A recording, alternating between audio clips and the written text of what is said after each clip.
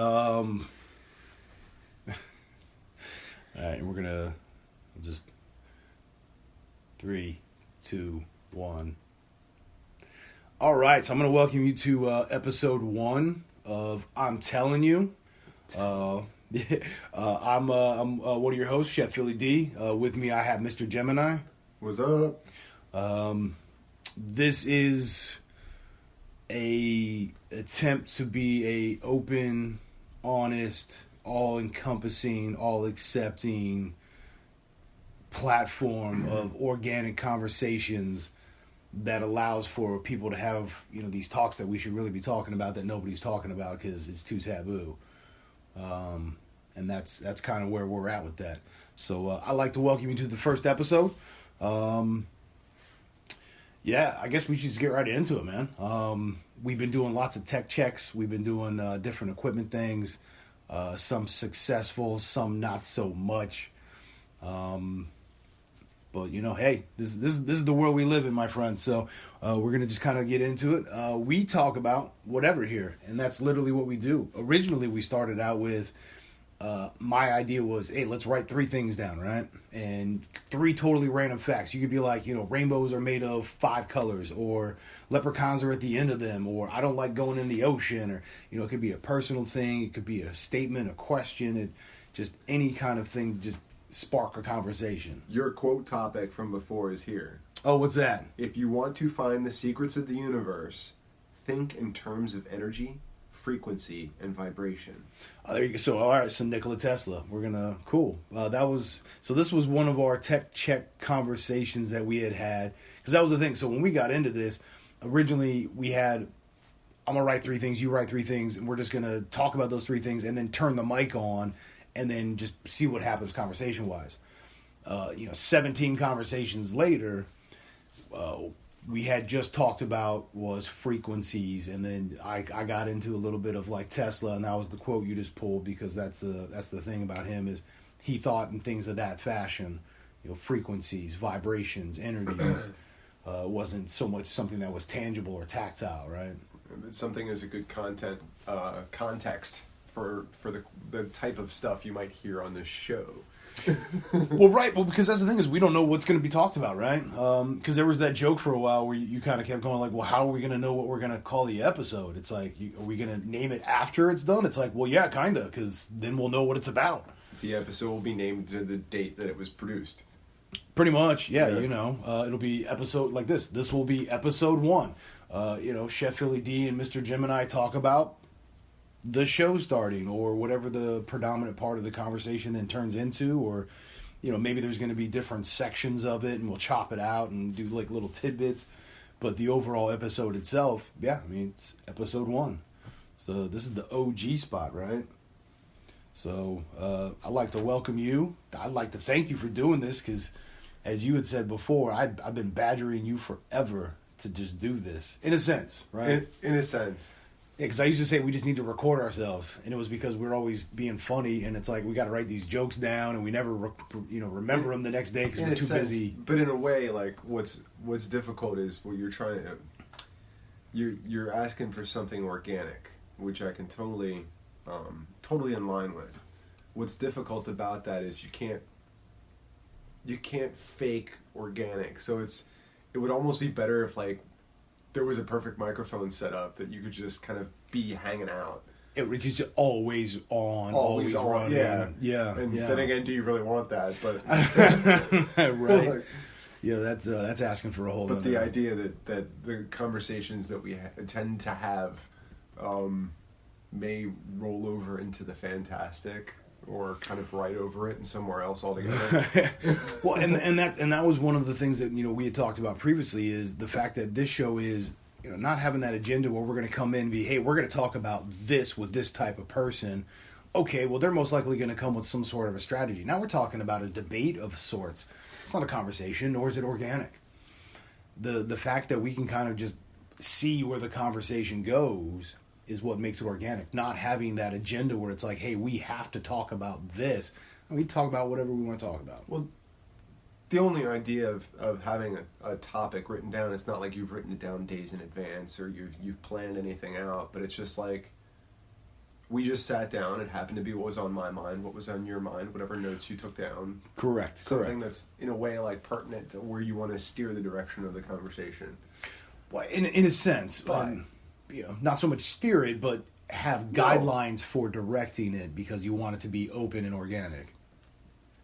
For the moments that you are letting me speak, I get to steer the conversation in a direction that I want to. You'd be like, you're biased in a sense. The caveat is that Caveat. Whatever to that is that I'm completely open to wherever the conversation goes. Right. So it's like I say my piece, you may bounce off of that and go, that really made me think of this. Right. Which, that's where I want the conversation to go. Let us go down that little, wherever it goes. Like, it'll just meander off until the point where... It could be its own rabbit hole, or it could be a small pond with a little pebble, or, whatever analogy or metaphor you wish to use there. And I forget what did I say before? I mean, like, the conversation could be, about nuclear robots, war, something, And something about transvestite, transsexual hookers. Something like that. And that's very true. Like, and just wherever the conversation goes. Like, and that's the greater point that I really enjoyed is the fact that we don't know what it is that's going to resonate with whoever you are. Same as an artist writing a song. This is what it means to me. This is my book, my expression. Whatever that output is, it's going to mean it is, whatever it is to you. But what that means to somebody else and their interpretation, that's a whole nother thing. So it's, right. I don't know what it's going to mean to whoever, but I do know. Well, I'm not worried about that, but that's the thing. You have to go. Us doing this isn't here.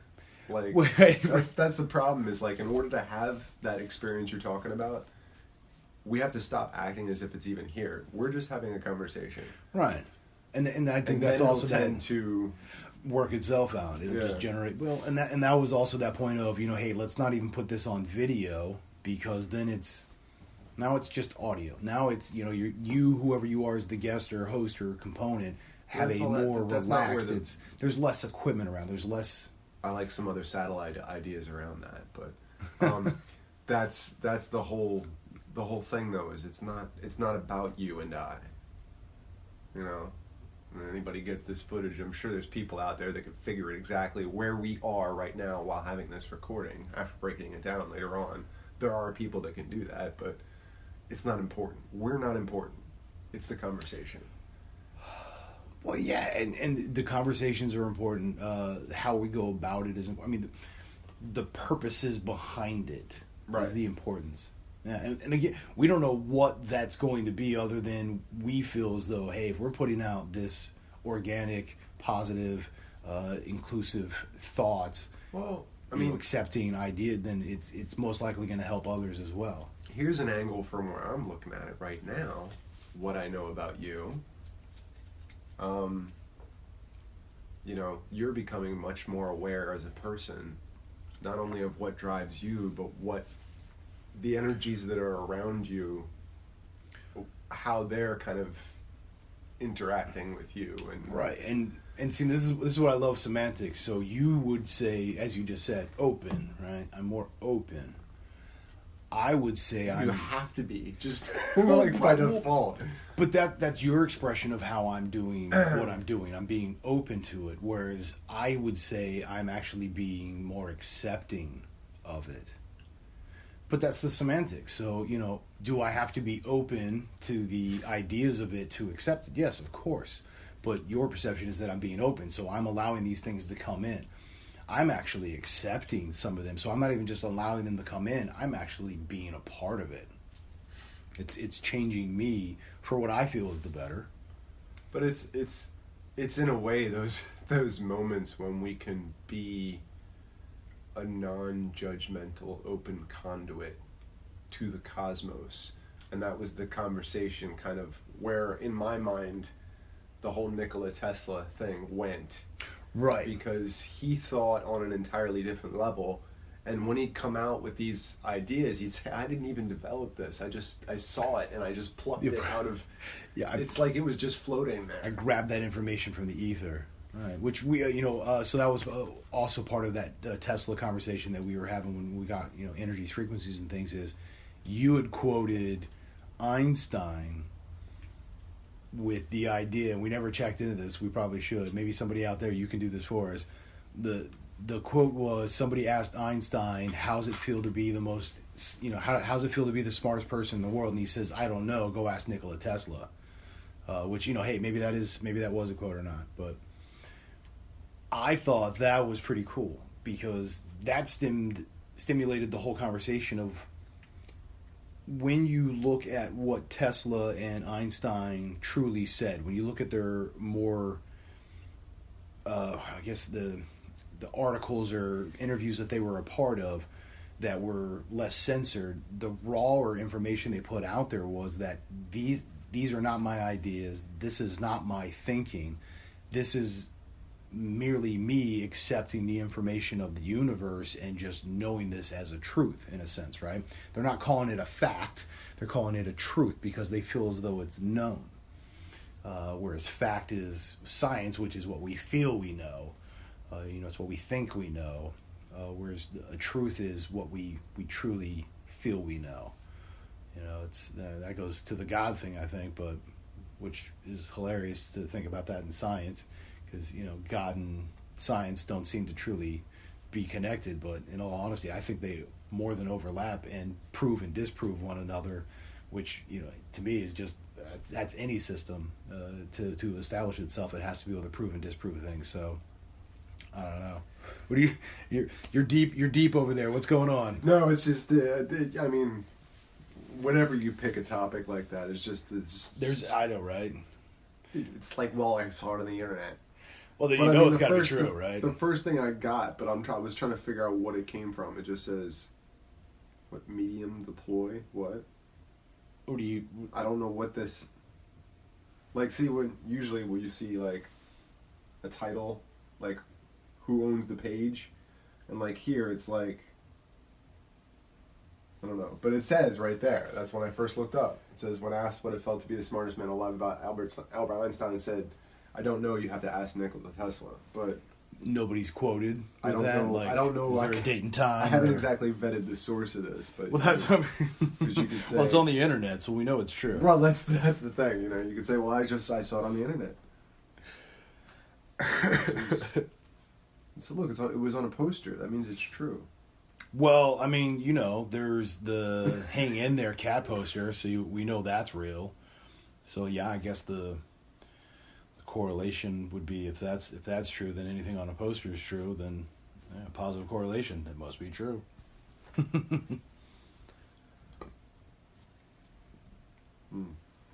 Anyway, yeah, like I said, you can go down that rabbit hole and just get lost, like I just did right now, and I apologize. What? But and that's that great thing. That's why we need a fact checker, as well as like an organizer. Be like, yo, guys, you're off top. Let's come back around again. You need to be able to hear that in the background too, like, because then it's really happening. Well, you almost have to put the mic right there. Like there would be like a keyboard mic just for that, just to have the background. Like, because if they do talk, you want it to sound like it's way off in the background. Like, well, right, yeah. Well, it gives you that distance, because think about it. Like back in the day, right, with the radio, they had to make all the sounds and they had to like paint that picture. having that auditory difference in distance to the source, meaning somebody's off in another room and you get that volume difference, paints a more vivid picture in your mind, right? Well, yeah, but it was same as you like a TV in the background. You just hear like, "Hey, later in the news, we're gonna have a radio." You're just like, that there's a TV on, yeah. So it paints that picture.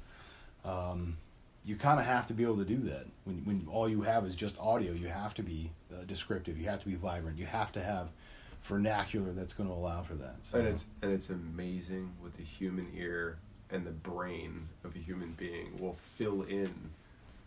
Because to get totally off topic, but when you listen to like one of the guys like Biz Markie, dude, I was gonna that literally popped in my head. A beatboxer beatboxer in a place Yeah, where they're only popping a few notes here, there, wherever, but it sounds like the entire song. And you were totally with it. Yeah, Like, you get and the how is this even vocals, you get possible? the bass line, you get in the beat. Yeah, and it's And not only scratching, like how you. but it's because all those other And sounds you're playing overlap. You're playing like a violin, you know, in the like how you, with the. How's he do it with the echo? How's I that don't even know. possible? I'm telling you. You're looking around like the dude. There's got to be. There's something. Is he plugged into something here? What is this at? Is he pushing a button? What's going on here? Like, No, it's like whatever. I don't make the music with your mouth, Biz. Yeah. That's what he does. But that's that cool thing though. I mean, that's where all that kind of stuff comes from, is understanding how that works, because your brain. Right now. Well, so sound engineer wise, like for real, sound engineer wise, when you look at your graphic EQ, you get a section where everything kind of is null, where all of the stuff fills in all of the blanks. And then there's only a few things that audibly pop out from that zero or null. Those are the little pops that you're actually really noting. So when they're beatboxing and they're doing just those pieces, your brain automatically just fills in all of the stuff on the bottom. Like it just gives you that null, and it just your brain tricks you and you hear everything. Well, if you think about it, I mean, the idea of sound itself, like the sound of someone singing an A minor or whatever the note, you know, the sound of that note carrying in the air. God, where was I going with this? I hate when that happens, like totally derail. Well, that's why you have a piece of paper. You can write stuff down. I know, I'm terrible with that. Write that down to tell me something. Dude, I just totally flew away from me.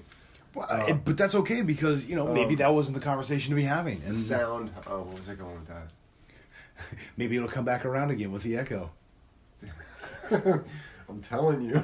I'm telling you. But that's that whole point, right? Segue. Yeah, right. Segue much? Well, and maybe that is the point for that perfect point. Oh, there it is.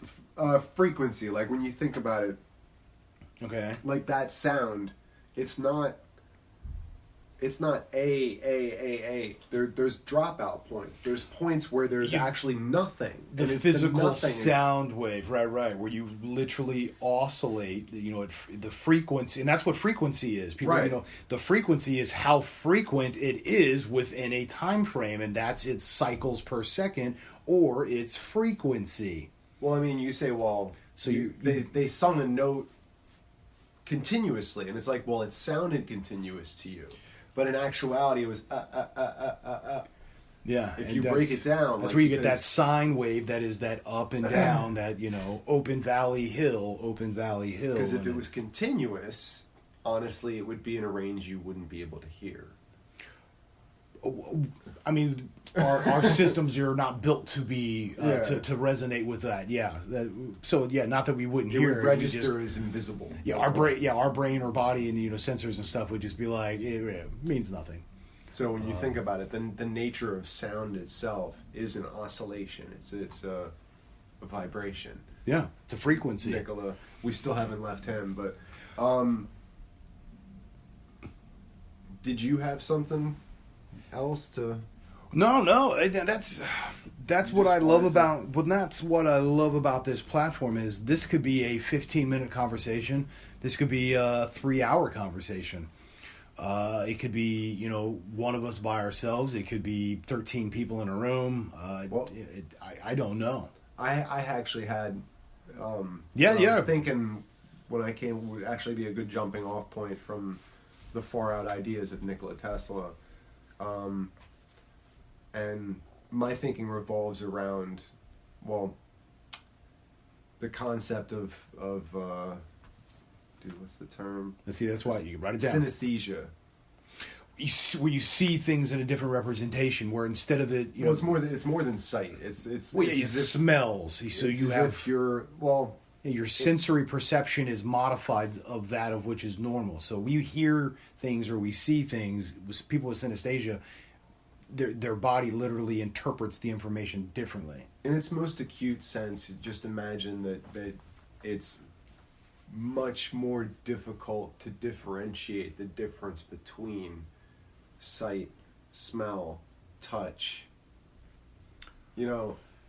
hearing. Like, well, but they literally kind of, the lines between them are a bit blurry. Right. It's almost like you can see the difference between when it reaches a frequency that can no longer be expressed in that way. Then it becomes sort of supernatural in a way. Or supranatural.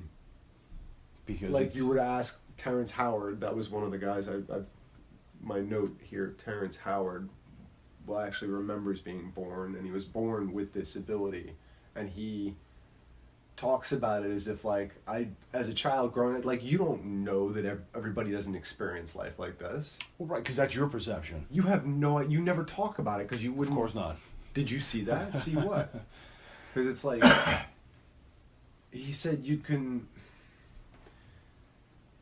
almost see sound as a physical geometric shape with its own color and vibration, and it was like there were no lines between color and smell and sound. It was like purple tastes delicious. Like there's just something it sounds funny, but that's true. And like the type of things that you'd expect to hear from somebody maybe say on acid, which I think that's basically what it does, is it kind of... Because it modifies your perception. It literally, and that's why I was saying, it's those who have synesthesia, their perception, whether it's their mechanisms or the way in their brain's wired, or what, I'm not quite sure. I don't know if any of us are, but the way our brain or our processing machine decides things causes for different interpretations, which they're basically more vivid, more emotional, more spiritual. That's why I say your purple tastes delicious. It does, which honestly causes those who seem to have it to have an even greater capacity for memories, because there's such a greater tie to it, energy-wise. It wouldn't surprise me in the least if people that are on the spectrum wouldn't fall within that definition just because of this particular condition. Well, go back into... What it does to you psychologically, in hopefully that you realize, and it's not too traumatic, that how you see the world around you is not the same as how everyone else sees the world around them. Yeah, regardless of... Yeah, more so than the difference between you and I. Right, Let's put it makes it a little bit more known at that point. Right, well, and I think that goes back to the point of, Tesla and Einstein. Who's to say that perhaps they didn't have that perception difference, which is what allowed them to have access to this knowledge in this sense, By their own definition, both of them, I believe, were very humble in that respect. And Einstein and Nikola Tesla were both pretty much quoted, I think, at some point. I wish we had somebody to look it up right now. I know, right? We need our own fact checker. It's basically saying that they got in a state where they were neither awake or asleep, but kind of in between. A meditative state. Right, that waking dream. Where they picked up on these... That crossover between like the conscious, subconscious thing where you're in that in-between. And I'm not sure if the term Akashic Records was actually brought up, but that's basically what they're talking about. They're talking about like the super highway of all human and the pre-human and all the knowledge of all the worlds. History of everything, basically. Which is it's speculated as being a part of our DNA. Like we're of stardust, which means that we have this knowledge within us. So it's whether or not we access it, right? The idea that like all this information, you could look all way like light years in the future to the kind of technology that you would, you can't imagine this stuff. Well, yeah, the special we were watching earlier. Time is irrelevant. Well, yeah, they're talking about the difference of what technology from the 1940s to now of the 2020. You're talking 80-year difference. but the technology then that is commonplace now would look like magic back then. Well, think about what they did. It's not even a century, and we're just talking about a phone. Think about what they did in the 40s with the cars and stuff, though. I mean, they were trying to make stuff look futuristic and space-like, and it was like, you look at it now, and it's like so dated, and it's funny, it's laughable, but it's very entertaining to see how, a civilization goes through these. Back to the Future, crying out loud, What they assume the future is the going to look like. hoverboard. We're supposed to have hoverboards right now. We're supposed to have flying cars where wheels tuck under We that have a run off hoverboard, Mr. but it doesn't really Fusions. hover. But It's a lie. The speculation. And that's the funny thing I think about technology is sometimes what we speculate, it seems so far off and then almost never happens. But then some stuff happens even sooner, and it's just like, wait a minute. Well, it almost makes you think like, how did that? Was it because somebody speculated at this and they're just like, let's make it happen, and they built it, or was it already basically there and they just kind of fine tune it? They're like, well, they know about it, we might as well give it to them now. That's the chicken or the egg on that one. Yeah, but release it at a time when like just everything and everyone and their mother is coming out with lies on top of it that like you can't distinguish the truth from the Disinformation is the best information for secrecy. I think just like let them read all of it, and then we'll dump this over here and splash this on this side, and then we'll have a redirect every time you go looking for this, and right. But I mean, that's a conversation in and of itself. That is like Right. like I'm not even going to go down that rabbit hole because I don't know anything about the technological things, the technological end of things on that, but Right. Well, and maybe you do. You just don't care to talk about it. Wink, wink. Yeah. That's. But you gotta. All things being said. Anyway. Yeah. Well, but and that's what I think is great now because you just asked me, hey, did you have something that you want to talk about? And you just brought up Terrence Howard and Synaesthesia and all that kind of stuff. I'm sorry. We got off topic. That's what's great about this platform. The basic question. I was celebrating it. I was helping to bring it back around. There you go. Segue. You're welcome. So when I said that, this was just stream of thought. Well, yeah, but that's what this is here for, right? The nature of reality as it relates to the conscious awareness. Terrence Howard, Synaesthesia. What is real is based on what your five senses can detect. Human beings have very limited detectable frequency range. Well, and that goes into even smaller than most animals. So that's the conversation of our sensory equipment as well as our ability to process that information from that sensory equipment, right? As well as our ability to perceive all of our abilities to ingest that information. So not only is it the physical of our bodies taking it in, but then there's also the aspect of what does us as that consciousness do with the interpretation of that interpreted information. Or interpreted information, right? Like that's literally the way somebody's brain is hardwired. It has nothing to do with.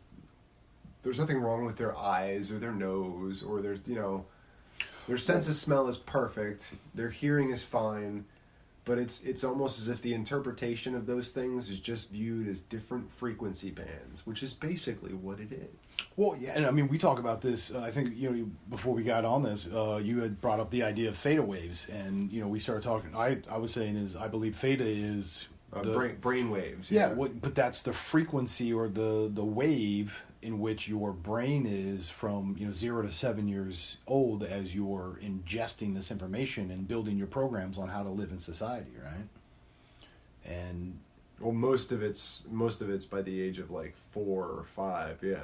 Well, but the general sense is it's a frequency, right? It's a vibration. It's a level. It's some sort of energy or and that science talks about it, religion talks about it, they speak about it in their own languages, which is why I think that they kind of prove and disprove each other because it's just semantics at that point, but that's what it is. I mean, that's one way to interpret this information is it's a wave, and that could be that sine wave, that valley hill, that curve up and down, which is also an oscillation, which is also what we could describe as a frequency, because that would be that sound wave going up and down, or that light wave, or whatever that component is that is vibrating or oscillating or giving a frequency. You know, all things are frequencies. I mean, that's what we can talk about. Molecules, right? Well, I mean, that's we could totally go down that rabbit hole. I mean, honestly, when you think about it, anything you consider matter, something that's solid, this lighter, this book, I mean, they're all made of molecules. Vibrating molecules that are stuck together. They vibrate together and to when you break solidify. When you break it down, 99.9% of what's here is nothing but space. But because it's vibrating and moving at such a rate, it creates matter. Right. It literally creates matter out of motion. Matter is motion. Well, and that's... Like, science has gotten to the point where they're like, none of this should really exist at all. It's literally just... Yeah, we kind of prove that we don't exactly exist in this state. It's a bunch of, well, what we've labeled particles spinning around each other so fast that it creates this reality. Well, see, and this is why I had a thought a little while ago about why we as humans are so comfortable with these visual screens in front of us, right? You know, we're walking around with phones that are TVs. We go home, there's another TV. But we're not, though. Well, but there's something very unnatural about... Well, and this is my thought, because if we as conscious beings having these sensory inputs causes us, you know, with our eyes, as far as our brain sees, it's basically displaying things for us, right? We're looking at a continuous movie in a sense. And to me, that almost makes sense that we would want to be, that we would feel comfortable being glued to our screens, because our perception is already built within that system. So it just seems natural. And to me, that really just lends its hand to of like, all right, so this is more of like, we're literally sitting here with VR, you know, virtual reality goggles on. You know, we are the Sims. We are in this video game in a sense, because as a conscious being, we're this energy, but we're literally in a physical realm kind of a thing, which to me is that, you know, again, the video game platform. That's why this system works but doesn't work, because it's built on a construct as opposed to an idea. So there's rules involved. At least that's my, you know. Like, this is just, you know, random thought that I had, where it's, to me, that almost makes sense, that it helps, it lends its hand to understanding, like, yeah, that's why we would do it that way, you know. Yeah, there's something about the because I agree, it's not normal, but yet we're okay with it, right? No, my eyes have degenerated probably faster than they should have, because I stare at a computer screen or a TV or my phone more often than I really should. Right. And a lot of people know this. Science knows this. Yeah. Well, this goes back to facts and truth, right? This. It's truth. But I wonder if the intrinsic nature of what you're talking about would be maybe more akin to looking out a big bay window at the world around you. Well, because same when you regard, think about right? it, the power goes out, we all get stupid. You know, the internet goes down, like we all get stupid. I can't do anything. Nah. I can't, how do I get light? I gotta light a match now? I don't understand. Dude, yeah, I mean... You know, it's like people fall apart, and it's like... Well, yeah, wasn't it what are we doing? We're setting ourselves up on these stilts of reality that require so many things to function and be in perfect unison with each other. And it's like, you know what? When all shit hits the fan, I'm going to have to sit here for an extra 3 hours convincing you that I'm not insane. We need to get in the car and go somewhere. It doesn't matter where. You know, like... Yeah, I know, right? When it comes down to it, it's like, what do you... It doesn't matter the TV. We cannot bring it with us. We don't need it. Well, as well as nowadays, yeah, comic no. books. You Is it going to keep you warm? No. Can you wear it? Is it going to keep animals off you? Like, these are the things you have to think about. Might keep a looter from trying to take you, because they're like, TV! And just like, you know, yeah, here you go. Yeah, I think about these things sometimes. Like, how many hours would I have to waste trying to convince my family that, no, we need to just fuck your phone, write a letter to your parents. Write it, and we'll mail it when we get out of town. You know, like... I don't know, but so what... Yeah. So Terrence Howard, right? I was over here actually just in that frame of mind I was thinking about. I just recently watched a video of a couple guys.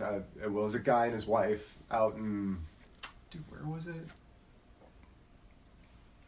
Was it Minneapolis or somewhere like that? Like out in the middle of nowhere. The Midwest, we don't mean that Minneapolis. You're not in the middle of Minnesota, nowhere. or I don't know. To me, it's out in the middle of nowhere. I don't know. We're out in the middle of nowhere right now. For them, sure. It's just a bit of I'm always far out, but anyway. So, anyways, yeah, back to your point at hand. I'm not mentioning where we're from. Just we don't have to. To me, it was somewhere far away. Somewhere far away. With an M. No offense needed for anybody. Yeah, now I feel like we're talking this about this guy was a YouTuber, so somebody might know what I'm talking about. I'm not going to mention any names, but the guy and his wife had a lot of property, and to them it was all about, he was like, at the age of whatever, he's like, I had property. He's like, I didn't have much else. I could hardly feed myself, but damn it, I had property. We were living out of a tent for the first couple years of our marriage. Didn't matter because we had property. We didn't have any debt. We didn't have any, I was like, what's really important? They went on, the point was, they went on to build this 12 by 12, literally little hut out of very inexpensive materials. Right. Yeah, a lot of people do that nowadays. And it looked the homestead. quite cozy. Small. Right. But a giant bay window, and you can literally sit in bed and just look out the window. Or sit in a chair with a cup of coffee that you've cooked over. It's awesome TV to... Yeah, that's... Like, you haven't... I mean, there's a tiny little... They put a... I'd have to show you the video. I'll have to see if I can find it. But they put a tiny little stove in there. Like, it got warm inside, but, like, really warm. This is, Earth ships and stuff. We're talking about all sorts of things. There's Earth ships are pretty damn cool, too. They are. And, when you have that window that's just facing the sunlight as it pours into you, that beautiful skyline, the whole thing of it, it's just, you don't need the TV at that point, Life is, and that's why I agree that we're staring at a screen is not normal, but because of how our perception, our sensory inputs work, we're so oddly comfortable with this TV idea. I mean, I blame myself. I need to get more in the habit of just pulling my girls away from stuff. Yes, I have 2 girls. 6 and 9. And yes, anyway, like, I need to get more in the habit and feeling comfortable with just pulling them away. Like, hey, let's go whatever. I mean, on a nice day, why not? Let's go catch butterflies. Well, and that's the great thing about being out in the middle of nowhere is you always have parkland, you always have nature, you always have these beautiful, beautiful views that are just readily available. And that makes for a very enjoying living environment. So much so that's really all. Because that goes back to you were saying. I'm open now. I would be totally down for living out in the middle of nowhere. Unfortunately, my wife would not. And I think my one daughter definitely would not. Well, yeah. I mean, so maybe she would. I'm speculating. That's anyway. Well, but you're making an assumption, which that's kind of psychologically where I was going with that is. I saw that, and it's funny because in certain frames of mind, like where my wife's mind is usually at, she looks at that as being like that's too small to even enjoy for a weekend. Like, she couldn't even imagine, she couldn't fathom living a life, an enjoyable life in something possibly that small. And the point of it, what I thought was kind of interesting was because I think if you follow most jurisdictions, a structure that small doesn't necessarily require foundation, and you do not need a permit for building something that's that small, especially where they live. I like that. So they said if it's like under 200 cubic or something like that, right? And it's not a solid structured foundation, then you don't need a permit for it. Yeah, and then I don't know. So he literally built the thing on like those little footer stones. Yeah. They're like 25 the pounds little blocks. or something. Yeah. Yeah. It's the coolest. Loophole. It's the coolest video, dude. And you watched them build it out of just like basic. What was it? Most of the big lumber was bought locally from. Was bought locally from. What do you call it? Like the Amish. Like Amish lumber, so it was like if it was a 2x4, it was literally 2 inches by 4 inches. Yeah, rough cut. Yeah, they call it rough cut. Yeah, it's total rough cut. So they were getting most of their lumber that way, and whatever they couldn't get that way, like to do the interior and stuff, they use like regular.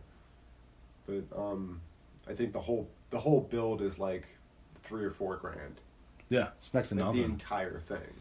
Well, yeah, I mean that's the running joke now. I think is Amazon has these kit houses that you can now purchase, and it's a shed utility something, and people are taking them and turning them into tiny homes, right? You know, these what should be possibly a trailer or a shed or this small honestly add-on. Some of them, well, and some of them structure. are around here. Some of them are built by the Amish. Oh yeah, and they're actually quite good. Like. If I insulated it and put a small stove in there, like a stove literally that would burn enough wood that you could hold in 2 hands, like not a big stove, you know. Well, yeah, rocket stoves. You can use kindling on those. Twigs. You're just getting that's what they're ideal for, and then and you have to basically make tiny little sticklets out of your firewood. But that's what's great about the rocket stove idea is you can literally just forge the woods for twigs and branches that have fallen and use that as your actual wood pile. You don't even have to split wood anymore. You know what I mean? You literally just, and you're not even having to take down trees. You're literally just picking up all the dead material, which then that in of itself, you have to make sure you spread out well enough because that would be decomposing material that eventually could possibly break down and then become, carbon or nourishment or something for the ground. So you always have to, But it was neat to see what was, and his whole thing, and he actually got kind of quasi-political at the end, where he was just like, I'm tired of people telling me they can't do nothing. This guy really kind of hit me. This guy out in the middle of nowhere, and he's just got the courage to do whatever he needs to survive. It's not a big deal to him. He's like, and you see... He seems to be doing just fine with his family, out in the middle of nowhere. Yeah, we don't need the internet. It's a tool. A lot of people try to use things we have that we a lot of us take for granted. We think they're necessities. They're not necessities. You need to put food on your table. Yeah, that's a necessity. That's an important thing. Do you need medical? Yeah, but do you know how many people out there live that lifestyle just fine on our economy and always have? There's people that live in the Amazon that do that. You get sick, it just means you get a helicopter, you go to a real hospital. If you can't make it in time, then you don't make it in time. Yeah, right. But generally speaking, those kind of people, they're living longer anyway. They're living off the land. They're not taking in pesticides. They're not taking in you got to factor all that in. They're not around all those radio waves and microwaves and. Now I'm sounding like what's his name from Easy Rider. I was thinking more like from what's his name from Repo Man or whatever. He's like that's why I don't have a license. That's why I don't drive. See, I can read a book all day and just ride around. Yeah, dude. It's when you, but. I guess this could lend its hand to that conversation of what is frequency and what does it do as far as affecting us and how we ingest stuff, causing us to want to be that guy that. It's the frequency. Well, but yeah, the brainwave, again, theta. That's the hypnotic state where we're literally creating programs.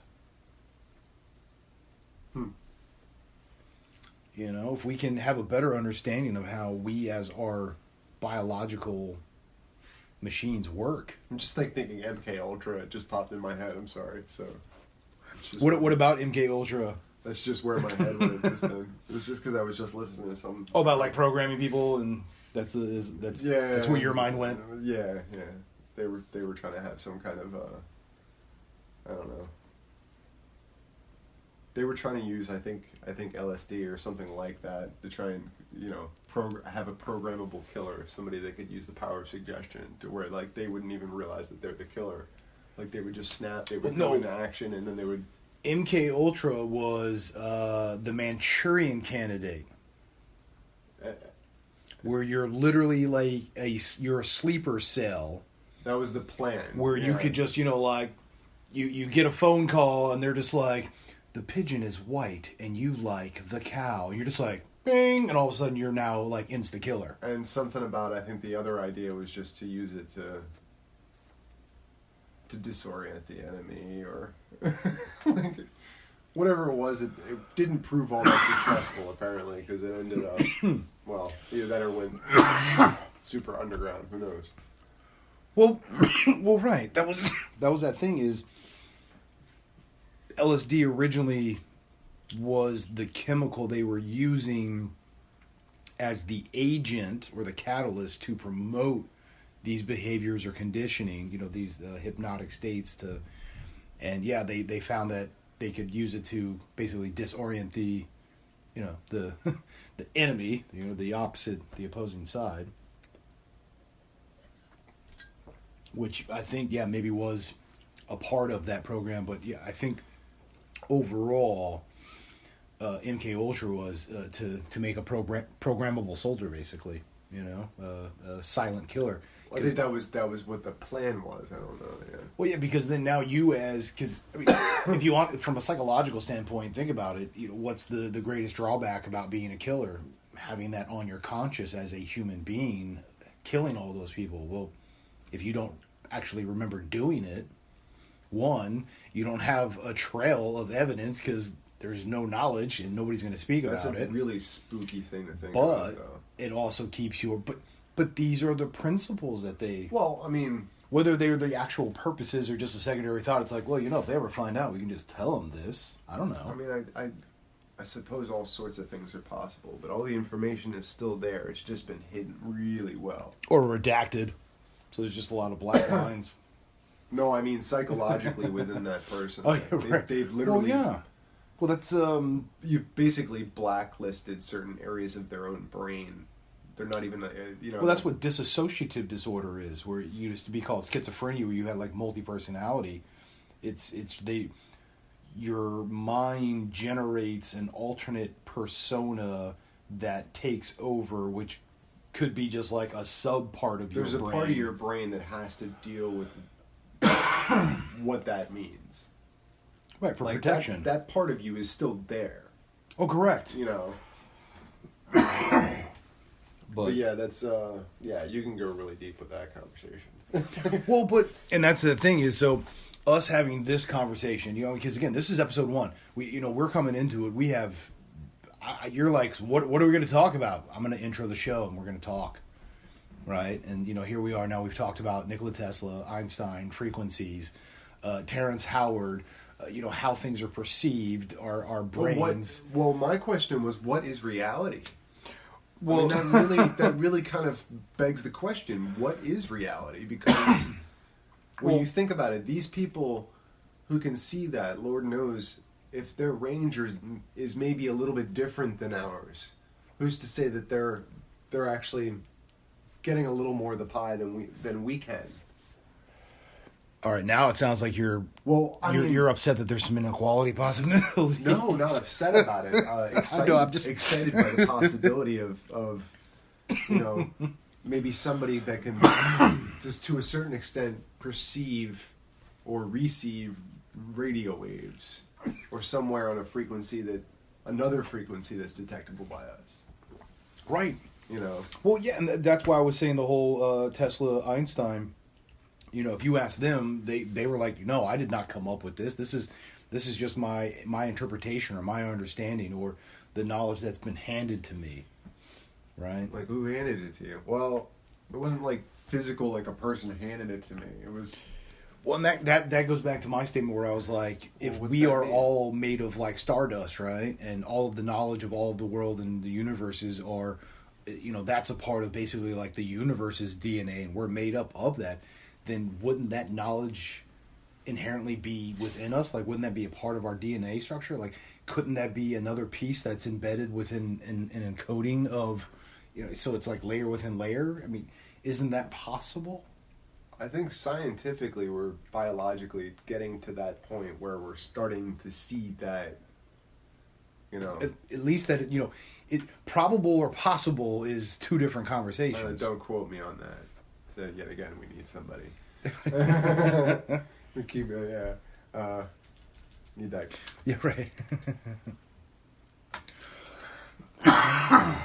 Anyhow. Well, but that's my thing is never truly having an intended conversation other than like, hey, last time we got together, this is what we did, this is what we talked about, this is where we, and if you get to a place, because again, this could be a 15-minute conversation, this could be a 3-hour conversation, we never know. Well, I mean, does this mean like say for example, if I have to go to the bathroom right now, like does that mean this recording is just done, or? Well, but if we find cause for a break, then yeah, why wouldn't it be? Because if we're willing to be like, hey, we need to, one of us needs to remove ourselves. Well, that conversation is now over. And if we're trying to capture these organic, 100% non-stop this conversation, unedited. Once it stops, that's. Yeah, and then that's okay, it. Yeah, but no, and who's to say that now episode 2 isn't us 10 minutes from now or 10 days from now. So the best part of the conversation may be where I'm just about to like, okay, I really got to go now. Well, because maybe that's just let it run itself out. Because maybe that's that point that gets you to have that epiphany, or maybe that's the point where you say something that somebody who then listens to it has that epiphany. We never know. Right, so we might as well capture it all. Like you said, if only we could have a microphone just sitting there recording, 24/7. But who wants to sit through all that shit? Nobody. But yeah, so just to have a more perfect microphone system, like something completely wireless that you could just that actually has good sound quality, but I'm sure they have it, but it's very expensive. Well, I think if you look at like Hollywood and stuff, they do lapel mics and whatnot, but they also have secondary booms, so they have like the overhead mics as well, so that they're always picking up as much audio. You're getting more of a... Between that, yeah, you get a more dynamic sound because now you're actually getting differences in distance, which gives you differences in frequencies and pitches, and well, you're getting kind of a layered dome effect. Well, yeah, because all right, so here's the deal: when you as a sound engineer, when you're recording organic like live music, right, you typically do a multitude of microphones per instrument. Right. So even though you're miking, say, a guitar, you might mic the back of the amp, the front of the amp, the side of the amp, right, a direct connect straight from the guitar, another microphone right in front of the guitar. Like, you might have 6 or 7 different inputs just on one instrument. And because you want to be able to take all of those and route them into like one channel basically, and just make it one, homogeneous sound that is just so filled. It's just there's so much depth, and it's very dynamic and just very robust. And just really focus on the pickups on the strings, like really. Well, but right, because tweak this and that. Yeah. Maybe that's that little piece, because it's still in tune with all the rest of it, because it's still on that same frequency, right?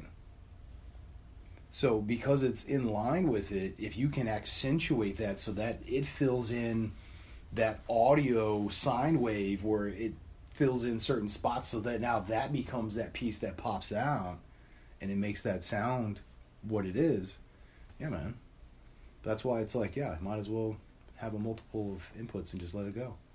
But I don't know. So yeah, maybe this is a good spot to just stop and then. Well, I mean, the frequency conversation can just go on and on and on. It's like right. In my mind, I'm thinking like there's pieces of music that have been quoted to have like the perfect note scale. That's tuning to we had that conversation. It's tuning to 417, tuning to 432, tuning to 528, tuning to and that's where I gave him with the math of like 3, 6, and 9, because if you add those up, so 417, 4 plus 1 plus 7, that's 12. Well, you have to break it down to a singular number, which means you have 1 plus 2. Tesla, yes. Right? So, that makes 3. So 417 is actually 3. Well, you take 432, 4 plus 3 plus 2. That's 4 plus 3 is 7, 7 plus 2 is 9. Boom, you're done. You got a 9. But then you look at 528. 528 is supposed to be the healing love frequency, right? That divine love. 5 plus 2 is 7. 7 plus 8 is 15. 1 plus 5 is 6. Right? 15. 1 and 5. So 1 plus 5 is 6. So that gives you so 417, 432, and 528 gives you a 3, a 9, and a 6, or 3, 6, and 9 supposed divine numbers.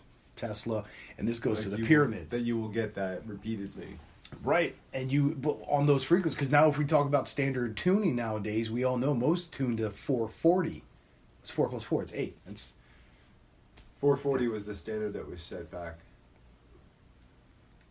I think it was somewhere around World War II, actually. Yeah, we looked that up. That was a fact check. That was like 1940, 1930, 1920. Somewhere, back in the early 1900s, there was a grand scheme of just like this is going to be like the standard. Something like that, change the standard from whatever it was. Right. Whatever people were using, which the problem was there needed to be a standard set, so they took opportunity there, but. Right, but and that's you got 440 instead of either 417 or 432. I will say the 528. I mean, those were if you look up old, we're talking like Baroque period stuff. Like I would say those are going to be your tunings. If you fall into the folklore, the whole idea being that these people were so evil that 440 kind of falls out of sync with your natural rhythm as a human being, as a physical body. Like that it's out of rhythm with you, that 432 is actually more in harmony with your... And that to me would be the real question. And everything. Was it intentional, or they were just like, well, this just sounds good enough and everybody can agree. Done. And they didn't know the outcome. I mean, there's probably some truth in both of that, right? Maybe. So what is it, 432? That's 9 too. So that's... Yeah. It's like, the divine... The divine numbers. The divine number. Well 9 specifically, I've heard it mentioned in another context as being... somewhat the divine number, but it depends on who you ask. Like, if you're